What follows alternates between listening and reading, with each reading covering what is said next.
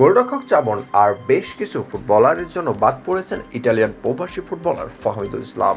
অল্প সময়ের মধ্যে কোর্সের সঙ্গে মানিয়ে নেওয়া আর ভক্তদের তুমুল ভালোবাসায় সিক্ত মেনে নিতে পারেননি অনেক দেশি ফুটবলাররাই। তবে কিছু খেলোয়াড়ের সঙ্গে বাজে আচরণের জন্য মাইনাস করা হয়েছে দল থেকে তাকে। ফাহমিদুলকে নিয়ে এমনই সব চাঞ্চল্যকর তথ্য বেরিয়ে এসলো।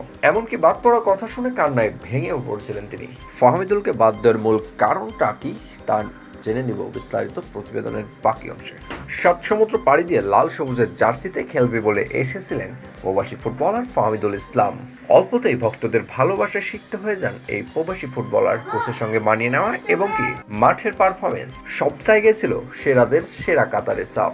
স্বপ্ন ছিল ভারতের বিপক্ষে ম্যাচ খেলবে হামজা চৌধুরীর সতীর্থ হিসেবে, কিন্তু তার আগেই সেই স্বপ্নে ঘুরে বালি। ক্যাম্পিং অনুশীলন শেষে স্কোয়াড থেকে সেটে ফেলা হয় ফাহমিদুল ইসলাম। ফাহমিদুলকে স্কোয়াড থেকে বাদ দেয় ক্ষিপ্ত এদেশের ফুটবল সমর্থকরা। ফাহমিদুল এবং হামজাকে দেশে ফেরানোয় নতুনভাবে সম্ভাবনা দেখছিল বাংলাদেশের ফুটবল।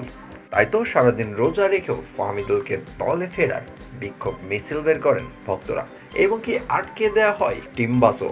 তবে শেষ পর্যন্ত আর কোনো লাভই হয়নি, ফাহমিদুল ইসলামকে আর দেশে ফেরানো হয়নি। কেননা সৌদি আরবে অনুশীলন শেষে ফাহমিদুল ইসলাম ইটালিতে পাড়ি জমিয়েছেন। ততদিনে ভারতের বিপক্ষে ম্যাচের আগে দেশে ফেরানো কোনোভাবেই সম্ভব না। ভিসা প্রসেসিং এবং কি ম্যাচ প্ল্যান সব মিলে ইন্ডিয়ার বিপক্ষে কোনোভাবেই ফাহমিদুলকে ফেরানো সম্ভব হয়নি। এয়ারপোর্ট থেকে সবাই যখন ফিরছিলেন তখন গণমাধ্যমের চোখ আউটডোরে।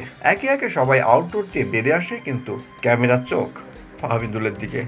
এক পর্যায়ে অনেক সংবাদ মাধ্যম তাকে জিজ্ঞাসা করে, সবাইকে তো দেখলাম, ফাহমিদুল কোথায়?